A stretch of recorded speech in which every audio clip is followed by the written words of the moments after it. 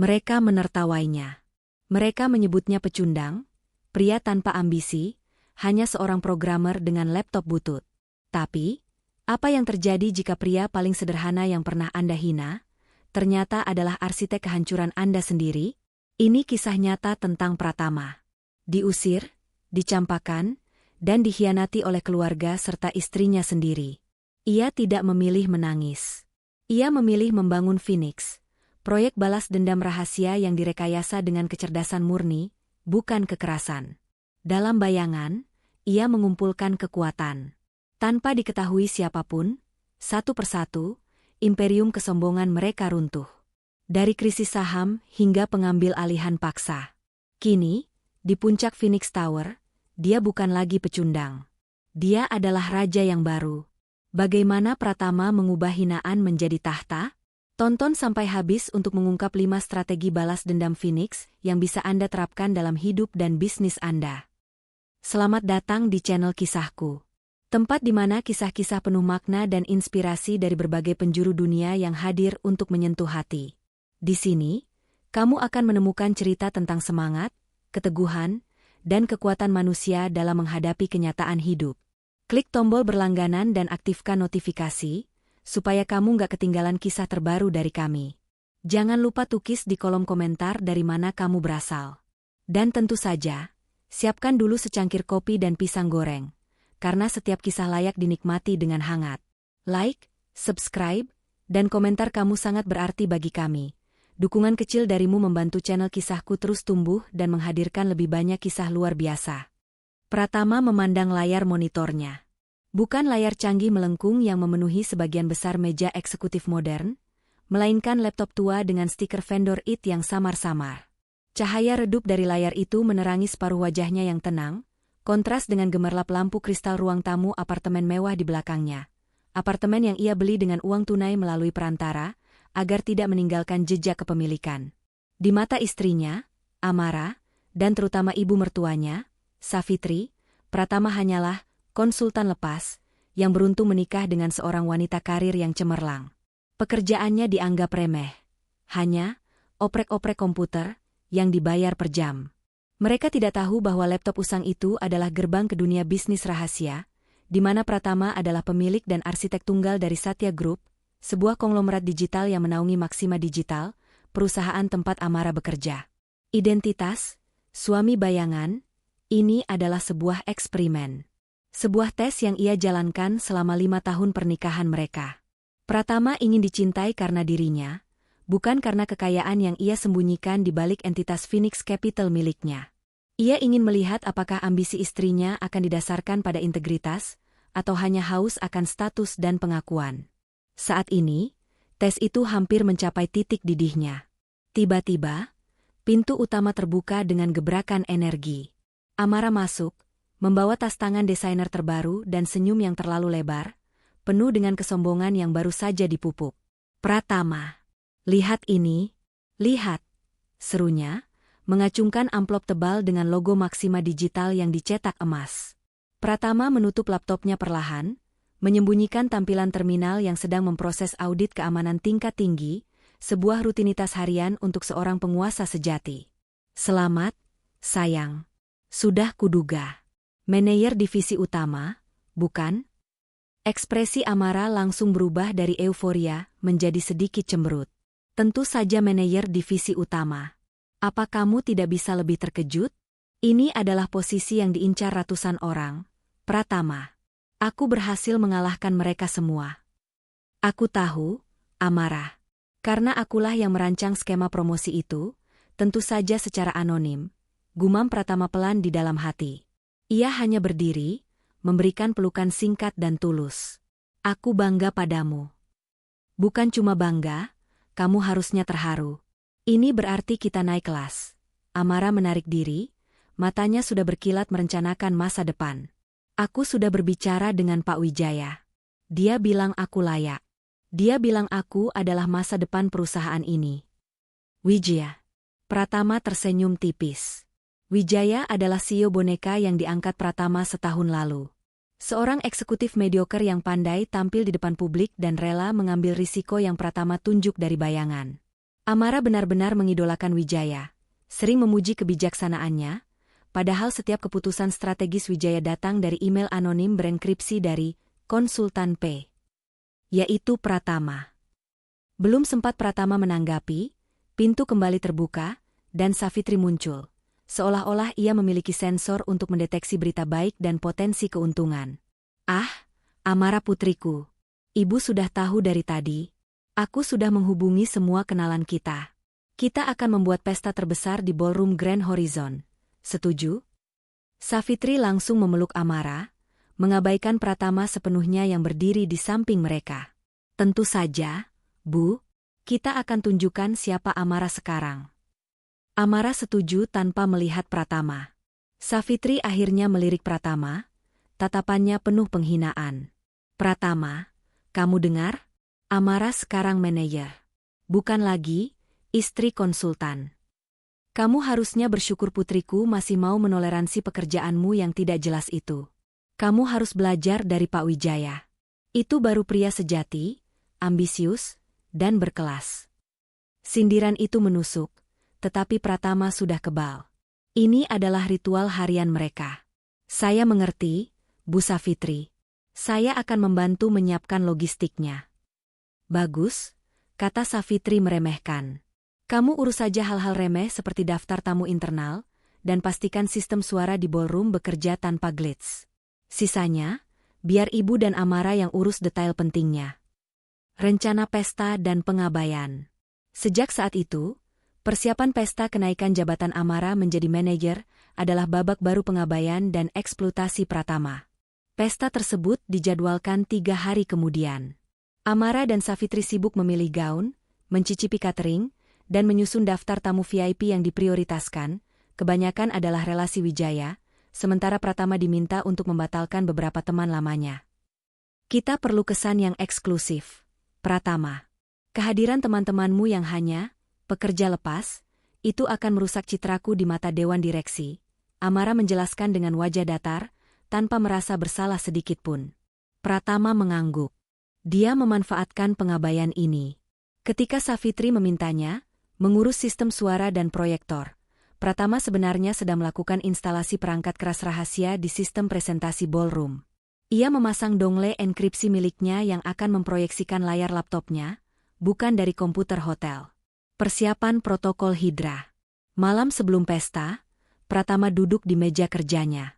Jari-jarinya menari di atas laptop tuanya. Di layar, bukan lagi barisan kode, melainkan sebuah tampilan grafis sederhana yang ia sebut protokol Hydra. Nama Hydra terinspirasi dari mitologi. Potong satu kepala, 2 kepala lain akan tumbuh.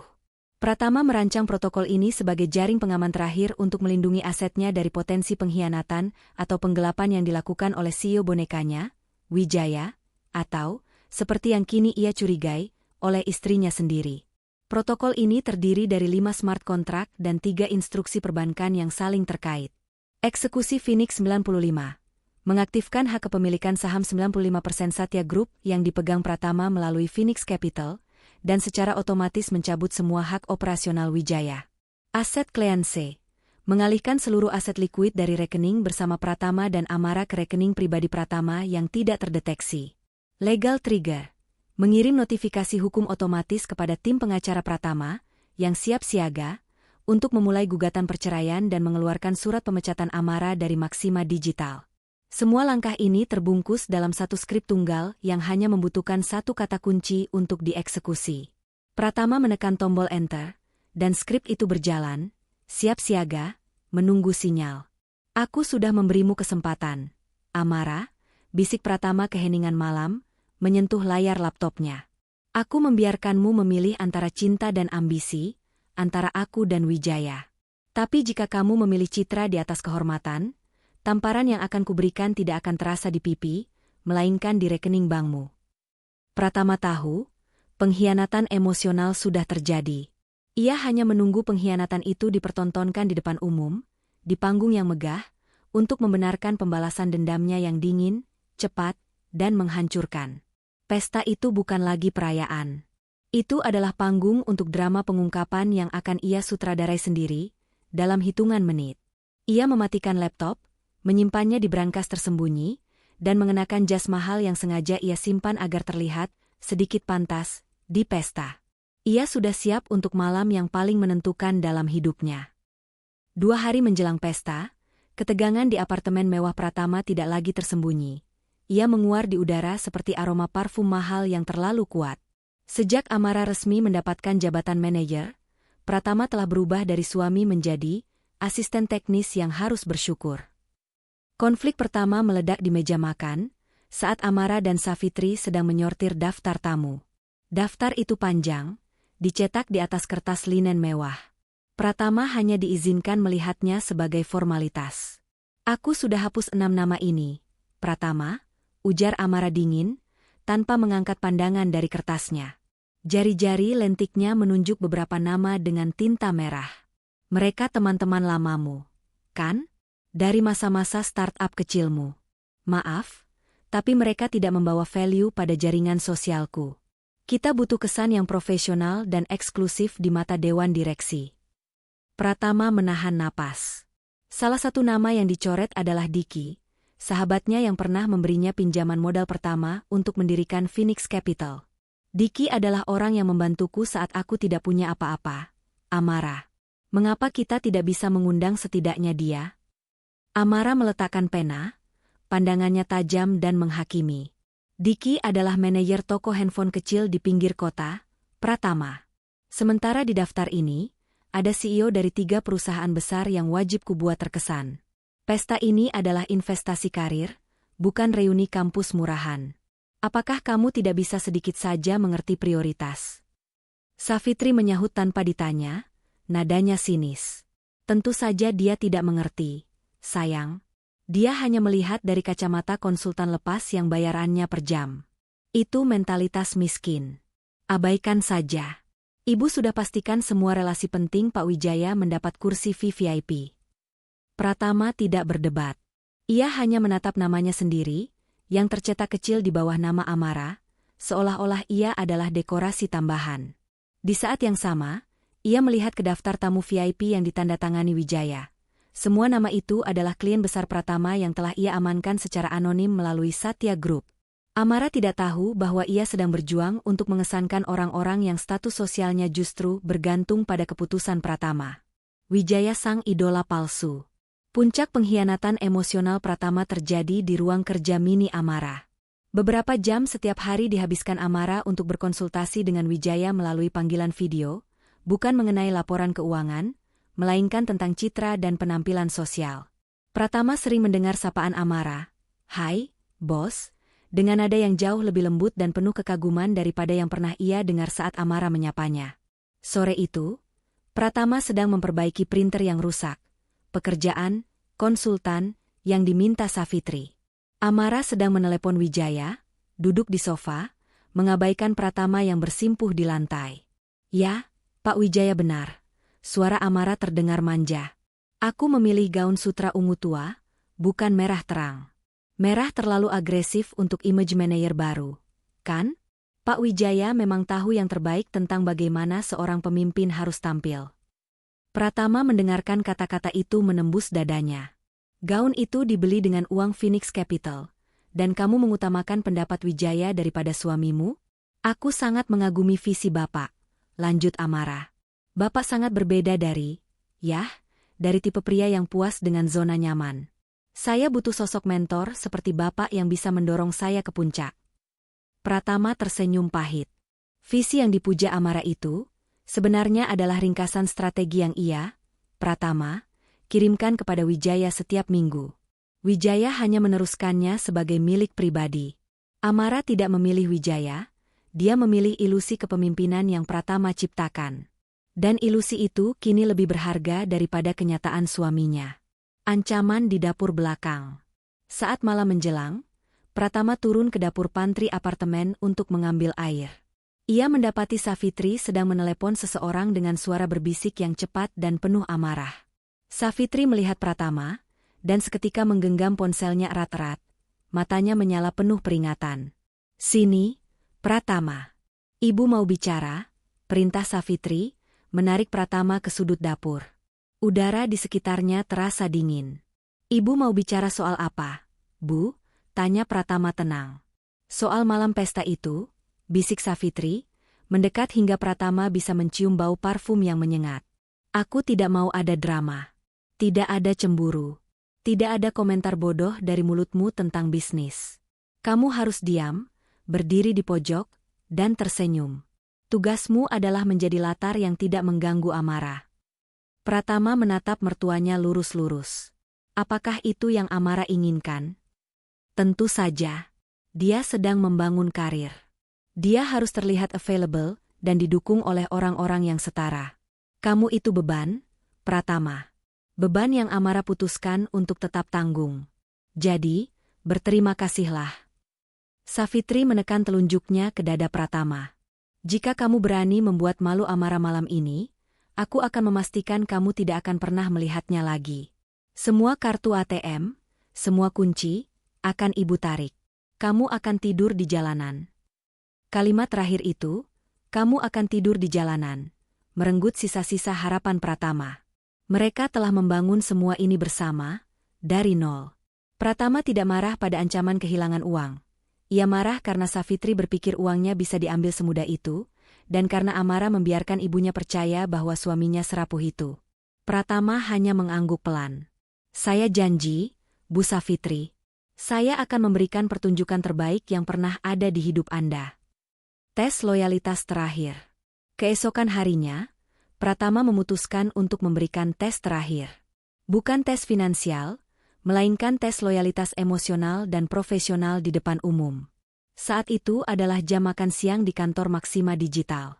Amara sedang berbicara santai dengan dua bawahannya, Risa dan Dion, di area lounge kantor. Pratama sengaja datang ke sana dengan alasan, mengantarkan dokumen yang Amara tinggalkan. Ketika Amara mengambil dokumen, Pratama memulai percakapan dengan nada sangat santai, seolah-olah ia baru saja membaca koran.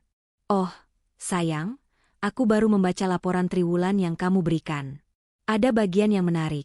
Pratama berkomentar, mengacu pada laporan strategi yang sebenarnya ia tulis sendiri sebagai konsultan P. Taktik market penetration yang diusulkan oleh Wijaya sepertinya terlalu agresif.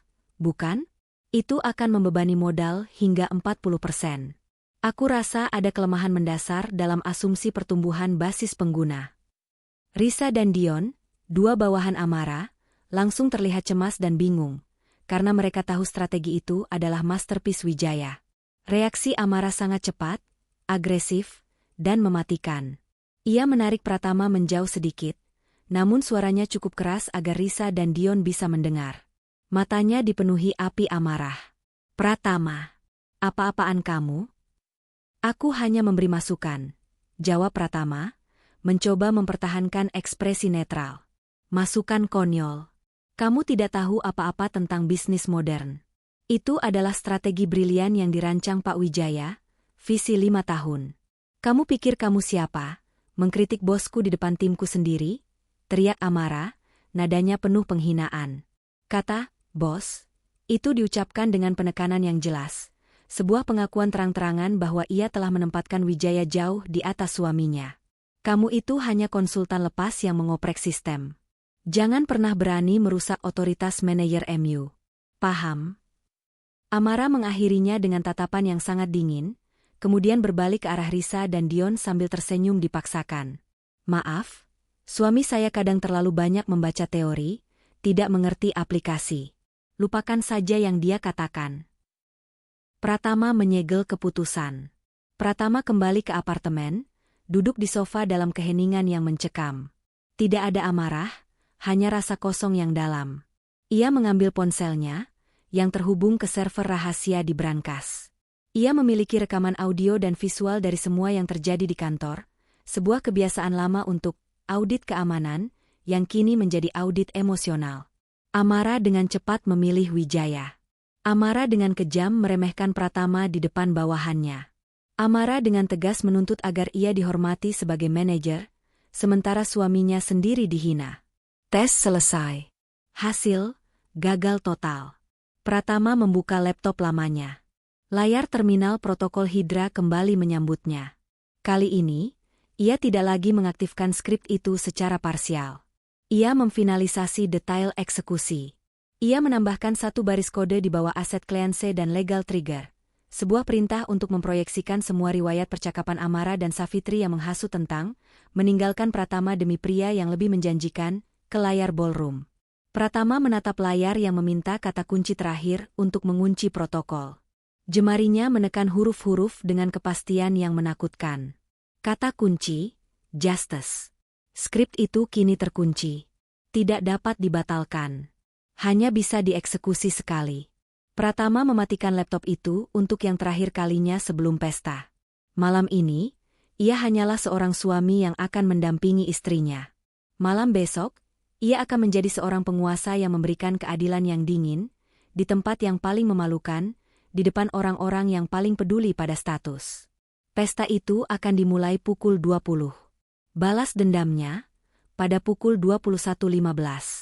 Ia berjalan ke kamar mandi, melihat bayangan dirinya di cermin. Ia bukan lagi suami bodoh yang bisa ditampar. Ia adalah bom waktu yang telah diaktifkan, dan ia siap untuk meledak. Grand Horizon Ballroom adalah perwujudan fisik dari ambisi Amara. Megah, gemerlap, dan mahal. Pratama, berdiri di dekat pintu masuk dengan segelas sparkling water, membiarkan kilau lampu kristal memantul di jas mahal yang ia kenakan. Jas itu terasa asing di tubuhnya.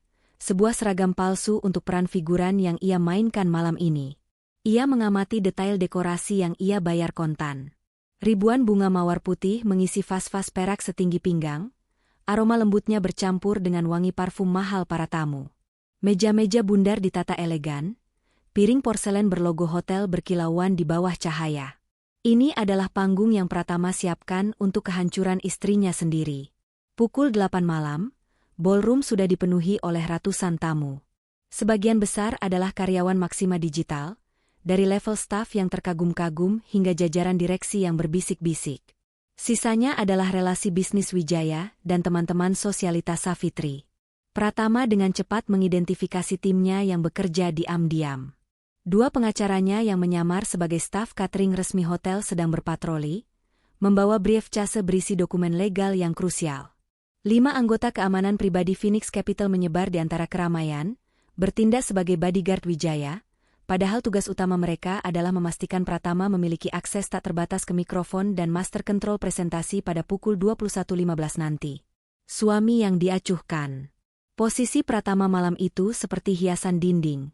Hadir, tapi tidak relevan. Setiap kali ia mencoba mendekati Amara, ia selalu dihalangi secara halus oleh Savitri yang agresif. Pratama, jangan berdiri di sebelah Amara saat dia bicara dengan Pak Rudi, Direktur Marketing, bisik Savitri sambil memaksanya bergerak mundur.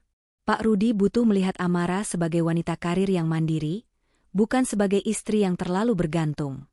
Pergi ke sudut sana, ambilkan ibu sampanye. Pratama menuruti. Ia hanya perlu menonton dan mendengar. Di sudut ruangan, ia menangkap sepotong percakapan antara dua manajer muda Maxima. Kasihannya, suaminya Amara itu. Kayaknya cuma freelancer biasa. Padahal Amara sudah manajer divisi. Iya, kudengar dia sering di rumah saja. Amara memang berkorban banyak untuk citranya. Untung ada Pak Wijaya yang sering membimbingnya. Memang, Pak Wijaya itu paket lengkap. Kaya, berkelas, dan ambisius. Jauh lebih cocok untuk Amara. Cemoohan dan bisikan itu tidak melukai Pratama. Mereka hanya menegaskan bahwa persona yang ia ciptakan telah berhasil. Pratama yang sederhana, tidak mendapatkan rasa hormat atau cinta, hanya pandangan kasihan. Ini adalah harga yang harus dibayar oleh kebohongan yang ia ciptakan, dan kini, ia siap menuntut bayarannya. Wijaya di puncak panggung. Tepat pukul 9 malam, lampu meredup, dan sorotan diarahkan ke panggung. Wijaya naik, diikuti oleh Amara yang mengenakan gaun ungu tua yang anggun. Amara tampak bersinar, memancarkan aura kesuksesan yang memabukkan. Wijaya memulai pidatonya dengan gaya yang lancar dan karismatik, persis seperti yang Pratama prediksi. Hadirin sekalian, malam ini kita merayakan bukan hanya kenaikan jabatan, tapi potensi tak terbatas. Ujar Wijaya, suaranya resonan. Ia kemudian menoleh ke Amara. Tatapannya terlalu intim untuk seorang atasan. Amarah adalah manifestasi dari visi maksima digital, ambisi yang tak pernah padam, kecerdasan yang tajam, dan loyalitas yang absolut kepada prinsip-prinsip kita.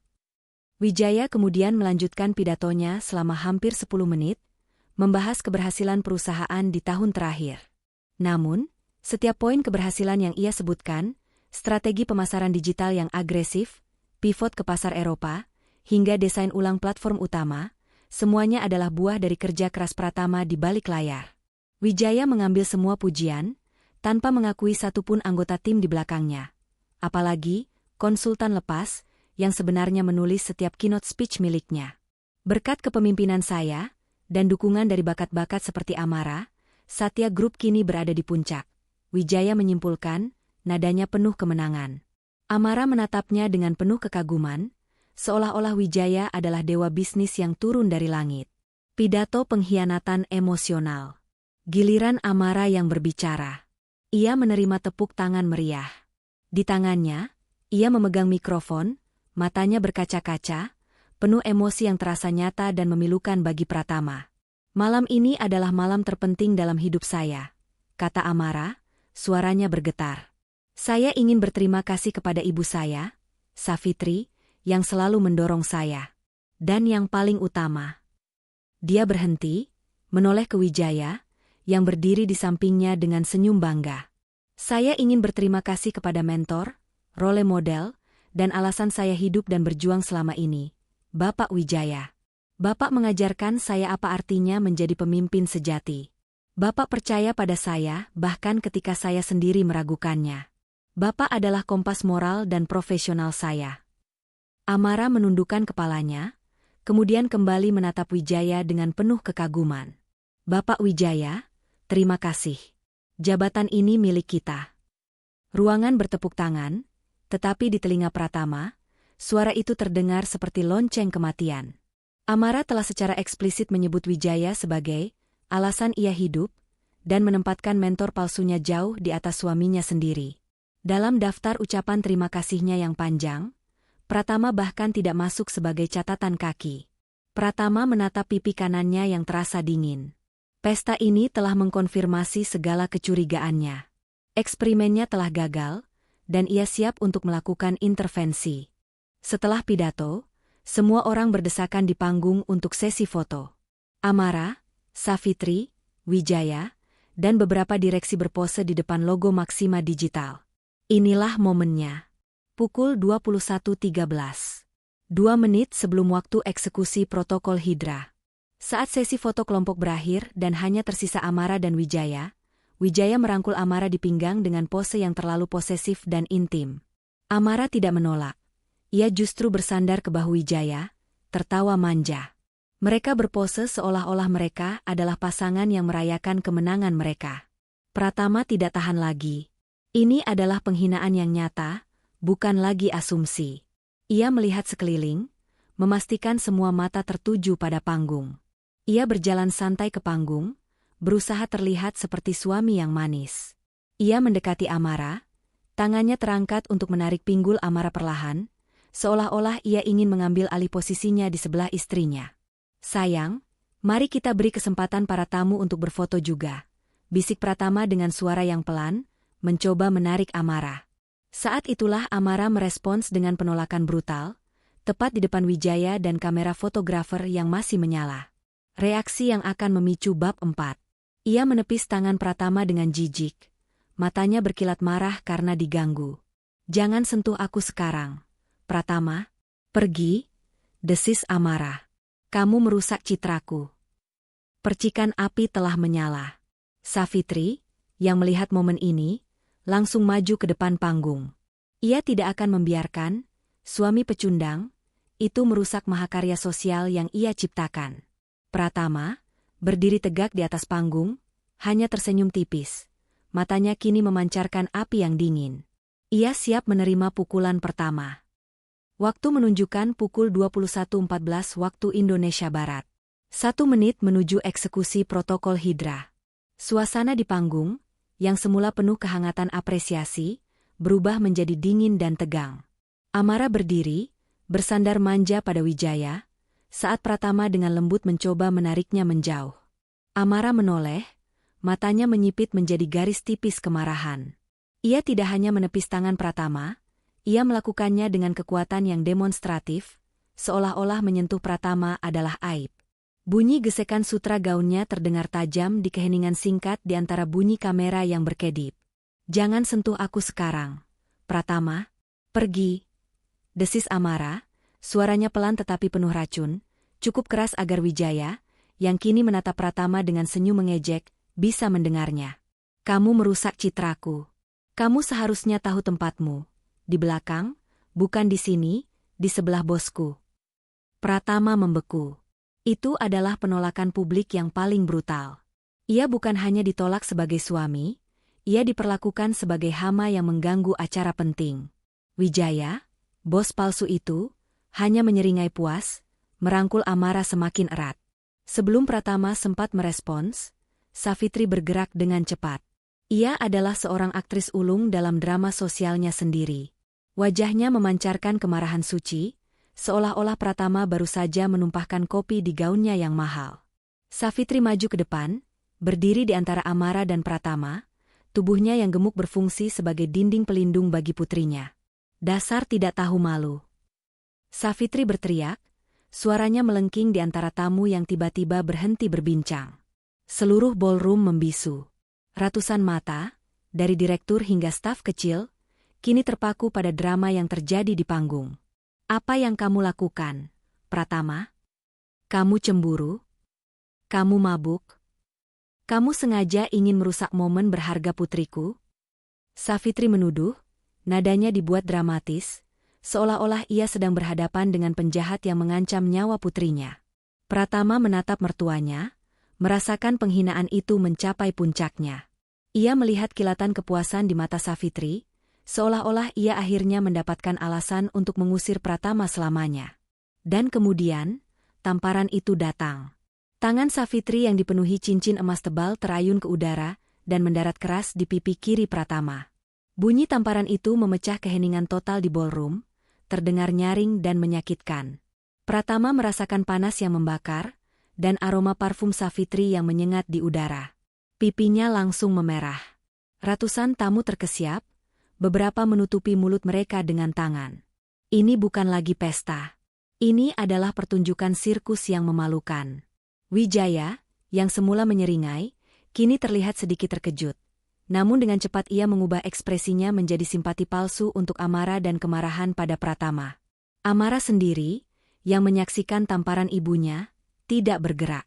Ekspresinya campur aduk. Ada sedikit rasa bersalah, tetapi didominasi oleh rasa malu yang dalam, bukan malu atas tindakan ibunya, melainkan malu karena memiliki suami yang membuat keributan dan menyebabkan adegan memalukan di depan seluruh kolega pentingnya. Ia hanya menatap Pratama dengan dingin, seolah berkata, "Kamu pantas mendapatkannya karena merusak citraku." Pratama, sang target penghinaan, tidak bereaksi seperti yang mereka harapkan. Ia tidak mundur, tidak berteriak, atau bahkan membela diri. Ia hanya berdiri, tegak, membiarkan sakit itu menjalar di wajahnya. Ia mengangkat tangan kanannya dengan sangat lambat, menyentuh pipinya yang kini terasa kebas dan berdenyut. Ibu jarinya mengusap bekas tamparan itu dengan gerakan yang tenang dan mengerikan. Lalu, ia tersenyum. Senyum Pratama bukanlah senyum kalah. Itu adalah senyum yang menakutkan, penuh janji pembalasan yang dingin. Itu adalah senyum seseorang yang baru saja mendapatkan persetujuan akhir yang ia butuhkan. Tamparan itu, pukulan emosional dan fisik terakhir, telah memvalidasi semua yang ada di protokol Hydra. Pratama menoleh ke arah Amara dan Savitri. Ia melihat mereka mencoba mengambil keuntungan dari keheningan itu, mengira Pratama akan melarikan diri dalam rasa malu. "Permisi." Suara Pratama, meskipun pelan, terdengar sangat jelas di mikrofon yang masih menyala di podium. Ia berjalan selangkah menuju podium, mengambil alih panggung yang baru saja diserahkan kepadanya. Savitri mencoba menariknya kembali. "Kamu mau apa? Pergi, bodoh. Kamu sudah cukup membuat malu." Pratama mengabaikannya, matanya tertuju pada Wijaya yang mulai gelisah. Ia meletakkan tangan di podium, menatap ratusan tamu yang masih membisu, menahan napas. Ia kemudian mengeluarkan ponsel lamanya dari saku dalam jasnya. Ponsel yang selama ini ia gunakan untuk mempertahankan ilusi sebagai konsultan lepas. "Maaf, hadirin sekalian," ujar Pratama, suaranya tenang dan terkontrol, kontras dengan pipinya yang memerah.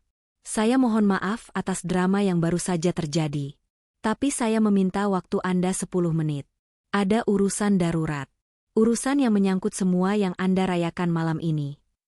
Amara, yang mulai merasa ada yang salah dengan ketenangan Pratama, akhirnya angkat bicara, nadanya cemas. "Pratama, hentikan. Jangan bertingkah konyol." Pratama mengabaikan istrinya. Ia menekan tombol pada ponselnya. Layar proyektor besar di belakang panggung, yang seharusnya menampilkan logo Maxima Digital, berkedip sekali. Kemudian, layar itu berubah. Logo perusahaan menghilang, digantikan oleh barisan kode hitam di latar putih, dengan header yang mencolok. "Perteda, XK. Hitung mundur pukul 10. Suara B pelan dari hitungan mundur itu mulai bergema di seluruh ballroom, mengiringi mata Savitri, Amara, dan Wijaya yang tiba-tiba membulat karena panik. Pukul 21.15 WIB, Pratama telah mengambil kendali panggung. Pukul 21.15 waktu Indonesia Barat. Ballroom Grand Horizon yang sebelumnya gemerlap, kini diselimuti keheningan yang menyesakan, hanya dipecah oleh bunyi B pelan yang konstan dari hitungan mundur di layar besar. "Perteda, XK. Hitung mundur pukul 10. Amara dan Savitri menatap layar dengan campuran kebingungan dan kemarahan. Mereka mengira Pratama sedang bermain-main, mencoba membuat drama murahan untuk membalas tamparan Savitri. "Pratama, matikan itu sekarang juga." Perintah Savitri, suaranya sudah berubah dari dramatis menjadi histeris. Ia mencoba meraih lengan Pratama, tapi Pratama menghindar dengan gesit. "Ini sudah bukan urusanmu, Bu Savitri," jawab Pratama, suaranya dingin dan tanpa emosi, kontras dengan pipinya yang masih memerah. "Saya meminta waktu 10 menit. Ini adalah urusan darurat. Urusan yang menyangkut semua yang Anda rayakan malam ini." Wijaya, bos boneka itu, yang sejak tadi hanya menyeringai, mulai terlihat gelisah. Ia melirik Pratama, lalu ke layar. Ekspresi Pratama yang mengerikan membuatnya teringat pada semua perjanjian kerahasiaan yang ia tanda tangani dengan konsultan P. Pratama. "Apa maksudmu, Pratama?" Wijaya bertanya, suaranya berusaha tegas, tapi terdengar gemetar. "Kau punya urusan apa dengan Satya Group?" "Urusan kepemilikan, Pak Wijaya. Sedikit penyesuaian yang perlu Anda saksikan." Pratama menoleh ke Wijaya, senyumnya kini benar-benar menghilang. Beberapa anggota Dewan Direksi, yang memiliki firasat buruk tentang insiden panggung ini, mulai mencoba mendekati Pratama. Namun, 5 pengawal, yang selama ini mereka kira adalah tim keamanan Wijaya, bergerak cepat dan efektif. Mereka membentuk barikade yang tidak mencolok namun solid di sekitar podium dan Pratama. "Maaf, Bapak-bapak," ujar salah satu pengacara Pratama, yang menyamar sebagai staf catering dengan dasi kupu-kupu yang rapi. "Peraturan hotel. Area panggung harus steril selama presentasi berlangsung." Tepat pada hitungan mundur pukul 8.30, Pratama mengeluarkan ponsel lamanya dan memasukkan kata sandi ke terminal virtual yang diproyeksikan di layar besar. Jemarinya menekan cepat, JUSTIC. Layar terminal tiba-tiba membanjiri ballroom dengan teks hijau cerah. "Sistem alert, Protol Hydra," kata sandi valid. "Eksekusi dimulai." Task 1/5, Phoenix 95, mengaktifkan hak kepemilikan saham mayoritas Satya Group. Status, blokade otoritas Wijaya aktif. Task 2/5, Aset Cleanse, mengalihkan aset likuid dari rekening bersama. Status, total aset dialihkan, IDR 48,7 miliar. Task 3/5, Legal Trigger, notifikasi gugatan perceraian pemecatan Amara. Status, not stand. Pengacara terdekat menunggu konfirmasi. Task 4/5, Data Injection, menyiapkan proyeksi bukti komunikasi. Status, beverage. Saat task 1 berhasil dieksekusi, ponsel Wijaya berdering nyaring. Ia mengangkatnya, melihat notifikasi trading dan bank dari 2 lembaga keuangan berbeda. Wajahnya langsung pucat pasi. Ia mencoba berbicara, tetapi suaranya tercekat. Saya tidak bisa mengakses akun Satya Group, Wijaya bergumam, lututnya lemas. Otoritas saya dicabut. Ini tidak mungkin. Bukan hanya Wijaya. 3 anggota dewan direksi yang duduk di meja depan juga merasakan kejanggalan di ponsel mereka. Notifikasi transfer saham massal, pencabutan hak akses, dan perubahan kepemilikan yang mendadak. Perusahaan kita dijual, teriak salah satu direktur, suaranya dipenuhi ketakutan. Amara, yang ponselnya juga bergetar dengan notifikasi aneh, mengeceknya. Ia melihat pesan dari bank yang sangat jelas, transfer keluar 100% dari rekening gabungan. Saldo efektif, 0 rupiah. Ia merasa darahnya surut. Rasa malu dan kemarahan karena ditampar oleh ibunya sendiri, seketika tergantikan oleh teror finansial yang dingin. Pratama, apa yang kamu lakukan? Teriak Amara, berlari ke arah Pratama, wajahnya yang cantik kini dipenuhi air mata dan keringat. Kembalikan uangku. Itu uang kita. Kamu mencuri. Pratama menatap Amara, suaminya yang selama ini hanya dianggap sebagai konsultan lepas. Ia menunjuk ke layar di mana task 2 telah selesai, aset cleanse, sukses. Aku tidak mencuri, Amara, kata Pratama, suaranya datar, membiarkan bunyi hitungan mundur yang kini berada di pukul 6.45 memenuhi ruangan. Aku hanya mengambil kembali apa yang memang milikku. Kamu telah memilih kekayaan palsu, dan sekarang, kekayaan yang sebenarnya telah meninggalkanmu. Pratama kembali ke mikrofon. Ia mengangkat tangannya, meminta keheningan, dan ratusan tamu mematuhinya. Hadirin sekalian, saya ulangi pengumuman dari Phoenix Capital yang baru saja Anda terima di perangkat masing-masing, kata Pratama, suaranya tenang, seolah membacakan laporan cuaca. Per pukul 21.15 WIB, Satya Group, termasuk seluruh anak perusahaan seperti Maxima Digital, telah diakuisisi 95% oleh Phoenix Capital. CEO sebelumnya, Bapak Wijaya, telah dicopot. Dan seluruh aset yang dialihkan telah dikembalikan kepada pemilik yang sah. Pratama berhenti sejenak, menatap mata Amara yang kini menatapnya dengan kebencian yang murni. Dan karena pesta ini adalah perayaan atas hasil kerja keras, mari kita lihat sedikit hasil kerja keras yang lain. Ini adalah bukti loyalitas yang tak pernah padam. Mohon perhatian Anda pada layar. Di layar, task 4 selesai. Barisan kode menghilang, digantikan oleh screenshot percakapan WhatsApp yang Pratama tambahkan di bab 2. Itu adalah obrolan antara Amara dan Savitri, dengan header mencolok. Savitri, 2 hari lalu, tinggalkan saja dia, Amara. Pratama tidak akan pernah bisa memberimu level yang sama dengan Wijaya. Dia pecundang. Segera buat gugatan cerai setelah kamu dapat posisi manajer. Amara, 2 hari lalu, aku tahu, Bu. Tenang saja. Setelah pesta, aku akan pastikan dia tak mendapat apa-apa. Toh, selama ini asetnya dari uangku juga. Aku lebih memilih bos daripada suami tak berguna. Percakapan itu diproyeksikan besar-besar, menyorot wajah Amara dan Savitri yang kini memerah dan pucat secara bersamaan. Desas-desus langsung meledak di antara para tamu, mengalahkan suara beb hitungan mundur yang kini tersisa pukul 5. Amara dan Savitri tidak lagi bisa berkata-kata. Mereka hanya bisa menatap Pratama, sang suami yang baru saja mereka tampar, yang kini berdiri di panggung sebagai raja yang baru, memegang kendali atas setiap aspek kehidupan mereka. Mereka melihatnya sebagai iblis, tetapi Pratama melihat dirinya sebagai penuntut keadilan. Waktu tersisa pukul 5. Proyeksi screenshot percakapan WhatsApp Amara dan Savitri, yang terang-terangan berisi rencana pengkhianatan dan penghinaan terhadap Pratama, telah memicu ledakan desas-desus. Ratusan pasang mata, dari para direktur yang cemas hingga staf yang terperangah, kini berbalik dari layar ke Amara dan Savitri. Itu palsu. Itu editan, jerit Amara, wajahnya pucat pasi, namun ia masih berusaha menyangkal. Ia berbalik ke arah kerumunan, mencoba meminta simpati. Jangan percaya dia. Dia gila. Savitri, yang tadinya penuh amarah, kini lumpuh di tempat. Ia melihat ke sekeliling, mencari celah, tetapi ia melihat kebencian di mata para tamu, bukan untuk Pratama, melainkan untuk dirinya, sang mertua yang menampar menantu sahnya dan merencanakan kehancuran finansial putrinya sendiri. Fokus Pratama kini beralih ke Wijaya.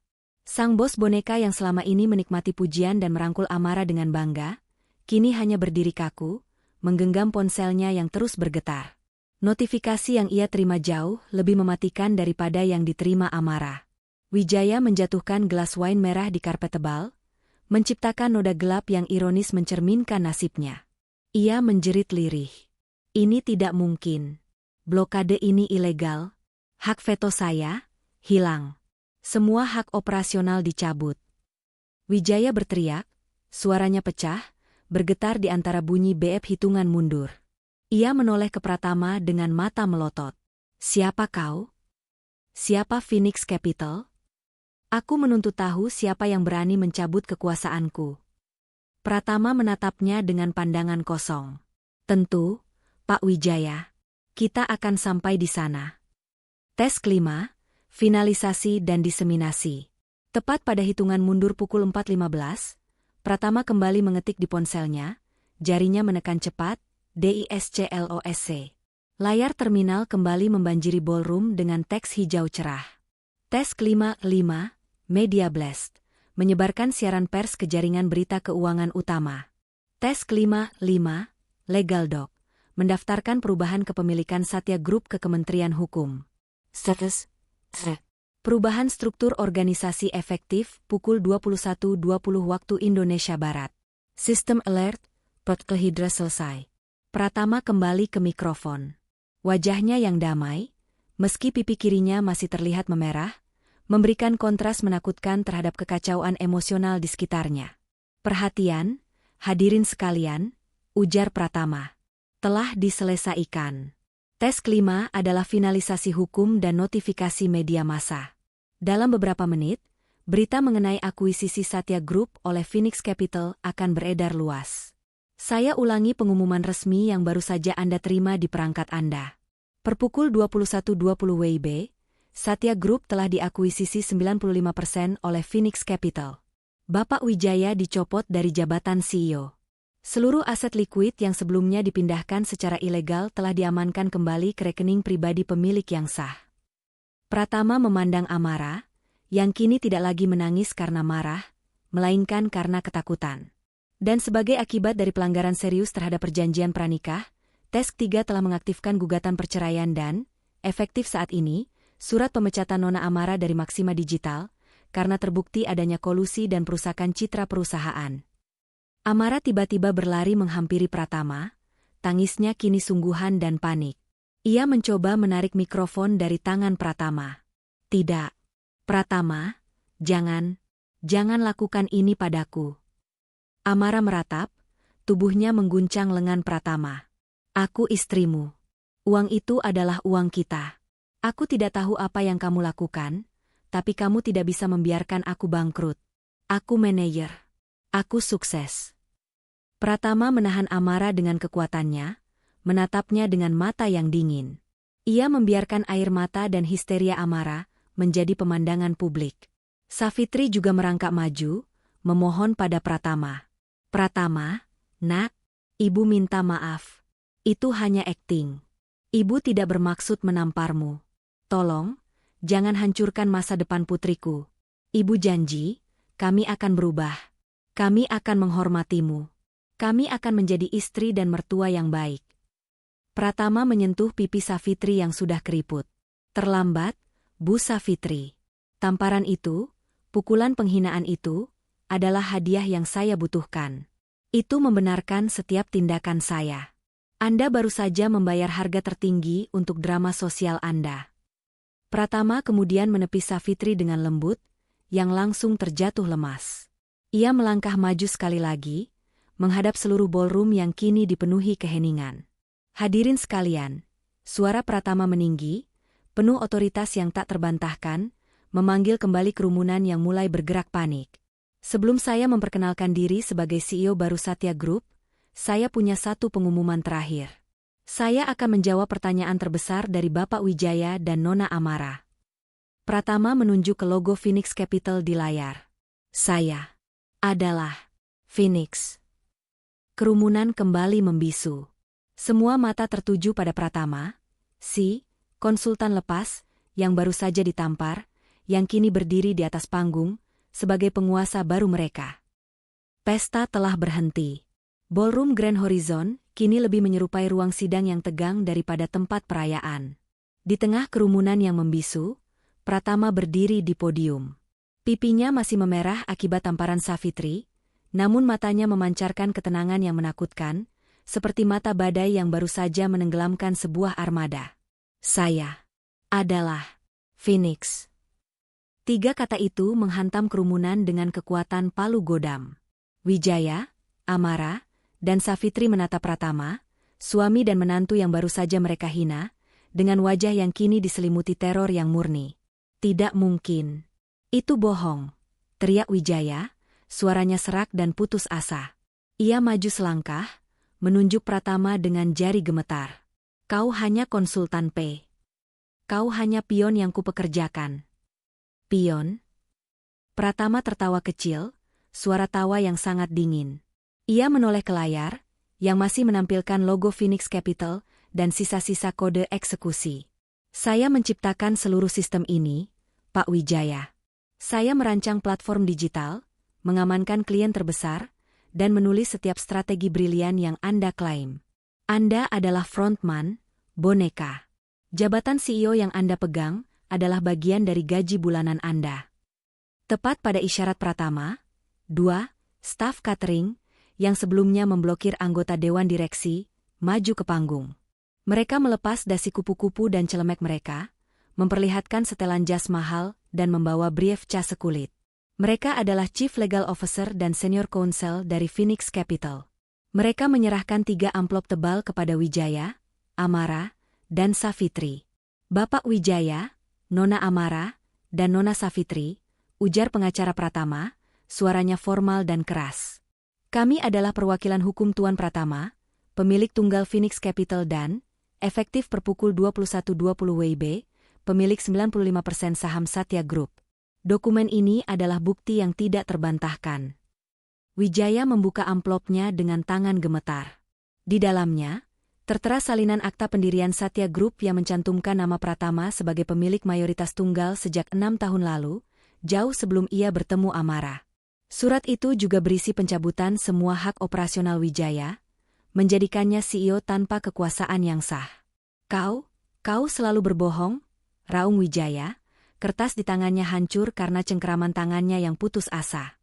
Wijaya, yang tahu bahwa dokumen legal itu asli dan valid, merasakan dunianya runtuh. Ia berbalik ke arah kerumunan, ke anggota dewan direksi yang kini menatapnya dengan jijik. Dia benar, teriak Wijaya, air mata mulai mengalir di wajahnya. Dia yang menjalankan semuanya. Saya hanya menandatangani. Saya hanya membaca pidato yang dia tulis. Saya hanya bonekanya.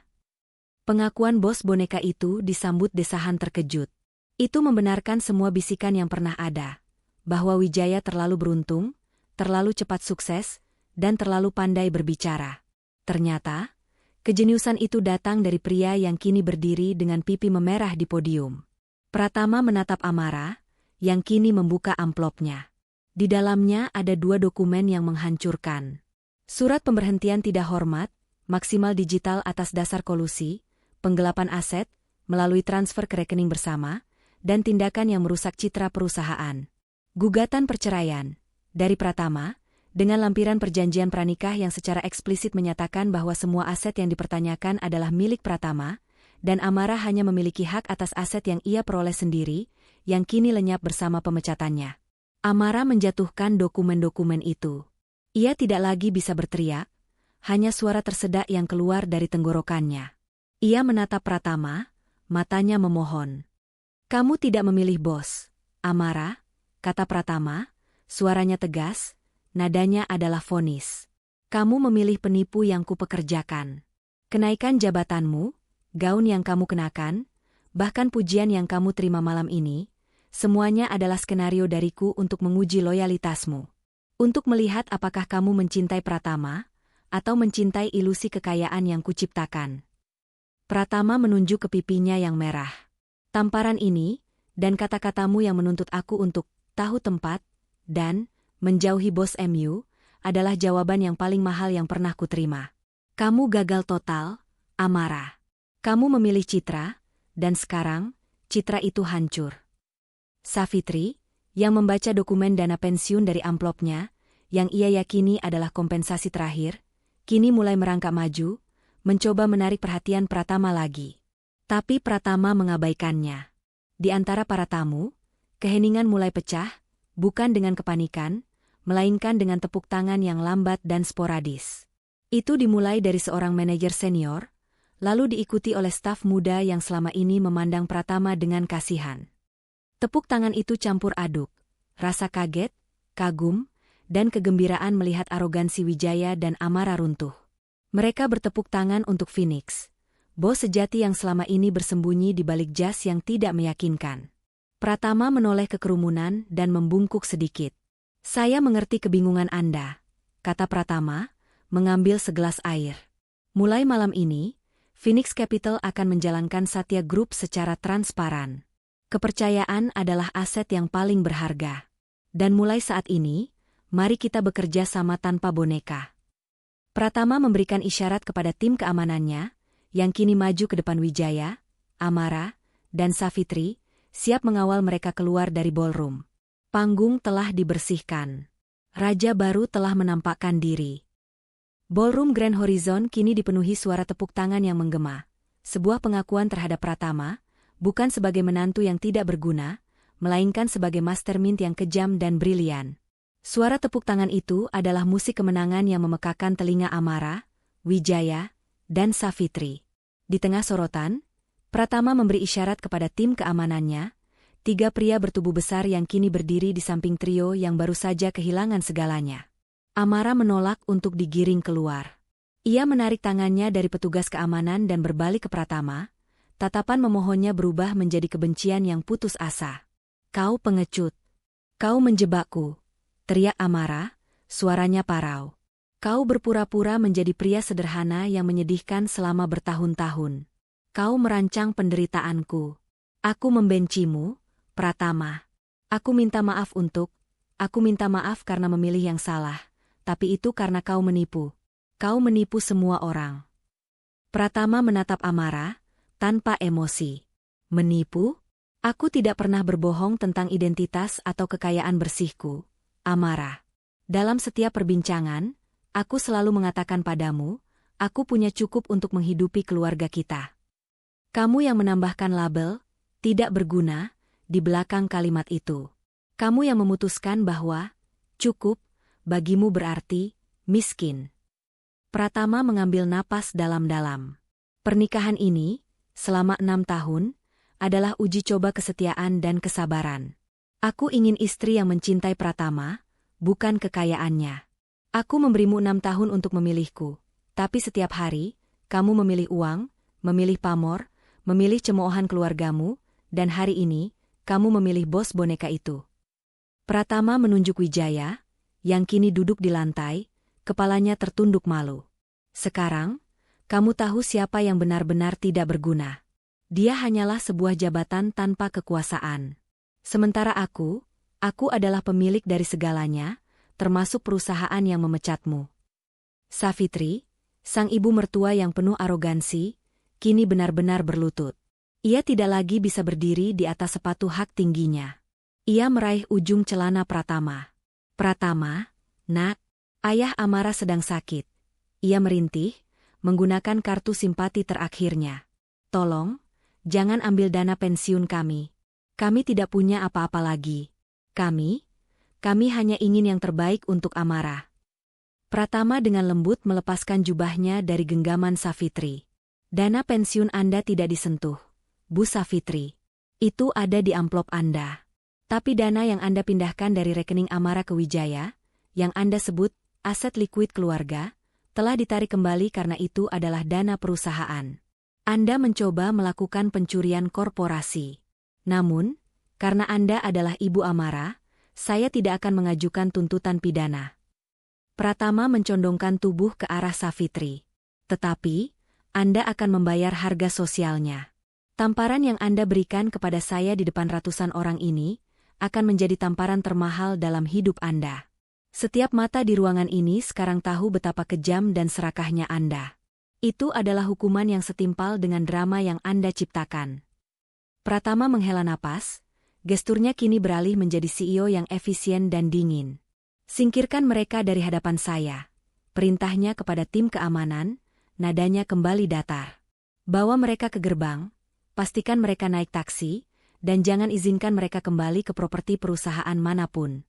Sekarang, saya punya perusahaan untuk dijalankan. Wijaya, yang masih menangis terisak, digiring keluar. Amara, kini hanya boneka yang hancur, menatap Pratama untuk terakhir kalinya, matanya penuh air mata, tetapi tidak ada kata-kata. Savitri hanya bisa merangkak, memohon, hingga akhirnya diseret keluar oleh petugas keamanan. Ballroom itu menyaksikan drama terbesarnya. Dalam waktu kurang dari 10 menit, 3 orang yang paling berkuasa dan paling angkuh di ruangan itu telah dilucuti dari kekayaan, kekuasaan, dan martabat mereka. Setelah trio itu pergi, Pratama menghadap ke kerumunan yang masih terperangah. Ia mengangguk kepada manajer ballroom. Para hadirin sekalian, saya minta maaf atas interupsi dramatis ini, ujar Pratama. Skenario telah berakhir. Sekarang, saatnya bagi kita untuk merayakan kesuksesan Satya Group di bawah kepemimpinan yang baru dan jujur. Pratama mengangkat gelas wine baru ke atas. Saya tahu malam ini sulit dicerna. Tapi mari kita rayakan kejelasan dan masa depan. Mari kita bersulang untuk Phoenix dan untuk Satya Group. Kerumunan, yang tadinya penuh ketegangan, kini meledak dalam sorakan. Para direktur dan manajer bergegas maju, tidak lagi dengan cemoohan, tetapi dengan pujian dan janji kesetiaan. Dalam sekejap, Pratama tidak lagi sendirian. Ia telah dikelilingi oleh sekutu dan pemuja, yang semuanya memuji kejeniusan dan kekejamannya yang tersembunyi. Pratama, sang suami yang diejek, kini berdiri tegak sebagai pemimpin yang dihormati dan ditakuti, dikelilingi oleh hiruk-pikuk yang merayakan runtuhnya arogansi. Malam yang dimulai dengan penghinaan berakhir dengan penobatan. 6 bulan telah berlalu sejak malam di Grand Horizon. Berita tentang pengambil alihan Satya Group oleh pemilik Phoenix Capital yang misterius, yang ternyata adalah mantan suami Amara, menyebar di dunia bisnis seperti api liar. Kejadian itu menjadi legenda yang selalu diulang-ulang, kisah tentang bagaimana pria paling diremehkan menjadi pahlawan yang paling ditakuti. Pratama kini dikenal sebagai Tuan Phoenix. Ia tidak lagi mengenakan kemeja lusuh atau mengendarai mobil sederhana. Penampilannya masih berkarakteristik minimalis, tetapi jasnya kini dibuat khusus oleh penjahit terbaik, dan ia bergerak dengan otoritas yang tidak bisa ditiru. Ia memindahkan kantor pusat Satya Group ke sebuah gedung pencakar langit baru yang ia beli seluruhnya, menamainya Phoenix Tower. Ia memegang kendali penuh, membawa inovasi yang membuat para investor lama terkesiap. Perusahaan berkembang pesat, bebas dari beban birokrasi dan drama keluarga Wijaya. Di hadapan publik, ia menjaga jarak yang dingin. Kejeniusannya dihormati, tetapi sifatnya yang tertutup dan kemampuannya untuk bersembunyi selama 6 tahun membuatnya sulit didekati. Beberapa wanita mencoba mendekatinya, terpesona oleh kekayaan dan kekuasaannya, tetapi Pratama hanya tersenyum dingin. "Aku mencari kesetiaan, bukan pengagum," katanya suatu kali dalam wawancara singkat, kalimat yang langsung viral, menunjuk langsung pada kegagalan pernikahannya. Wijaya, Amara, dan Savitri benar-benar jatuh. Wijaya didiagnosis menderita depresi dan masalah jantung. Ia kehilangan semua haknya atas properti perusahaan dan rumah besar mereka, yang dulunya menjadi simbol kesuksesan, kini disita oleh Satya Group. Ia harus memulai dari awal dengan hanya sisa dana pensiun yang dibiarkan Pratama. Savitri, yang dulunya sangat arogan di lingkungan sosial, kini dikucilkan. Ia bekerja paruh waktu di sebuah toko kelontong kecil. Setiap kali ia bertemu mantan kenalannya, ia disambut dengan tatapan kasihan atau, lebih sering, cibiran yang halus. Tamparan yang ia berikan pada Pratama telah menjadi stigma permanennya. Dan Amara. Setelah perceraian mereka diputuskan di pengadilan, Amara mencoba menggunakan koneksi lamanya, tetapi Pratama telah memastikan reputasinya hancur di pasar. Ia tidak dipecat karena ketidakmampuan, melainkan karena kolusi dan pengkhianatan kepercayaan, kejahatan yang tidak bisa dimaafkan dalam dunia bisnis.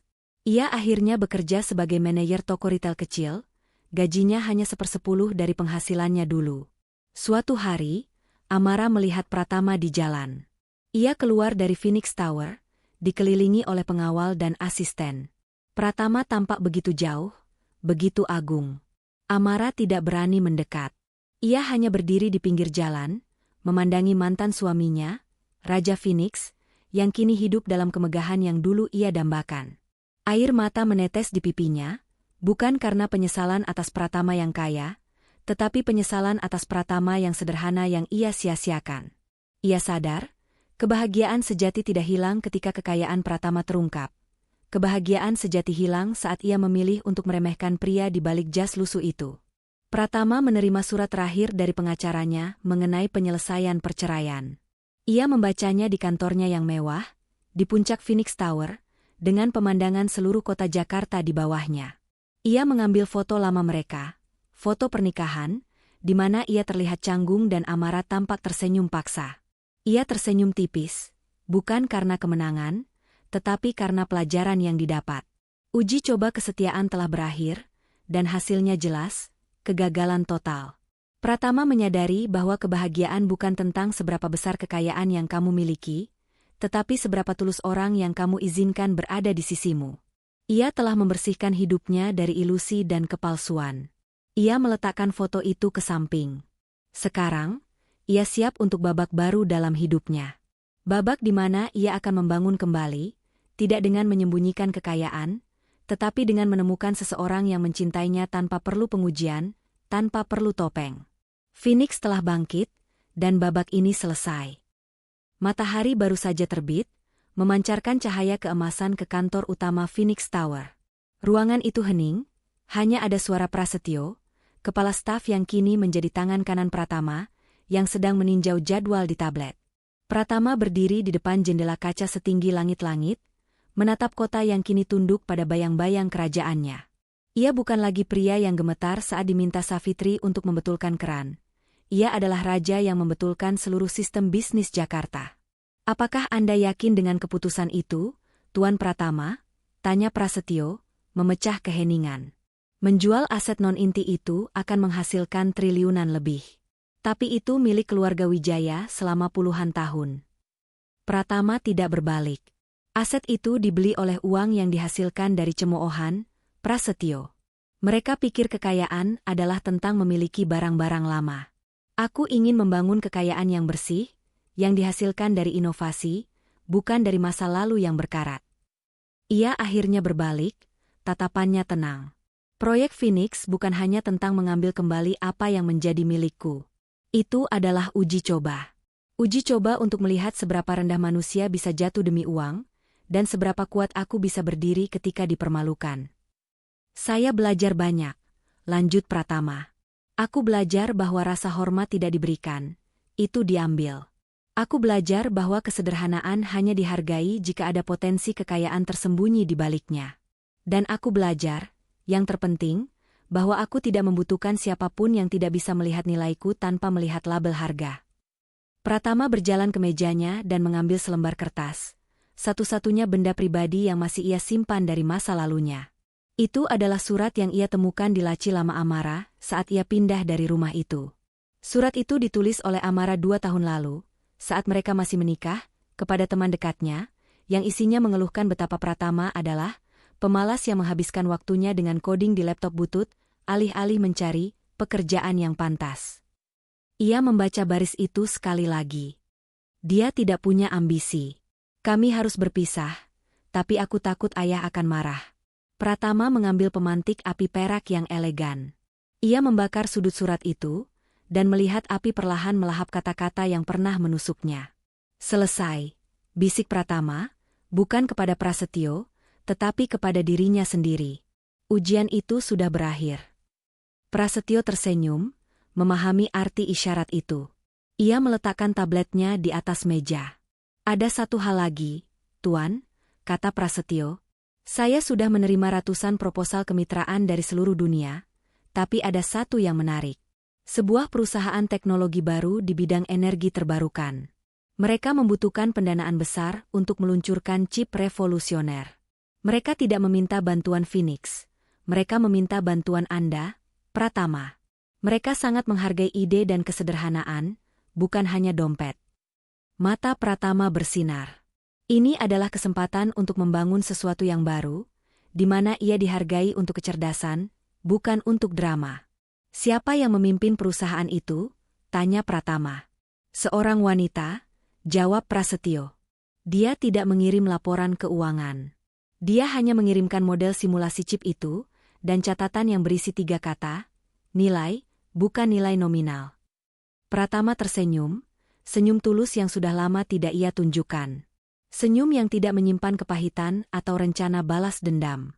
Itu adalah senyum pengakuan. Siapkan pertemuan.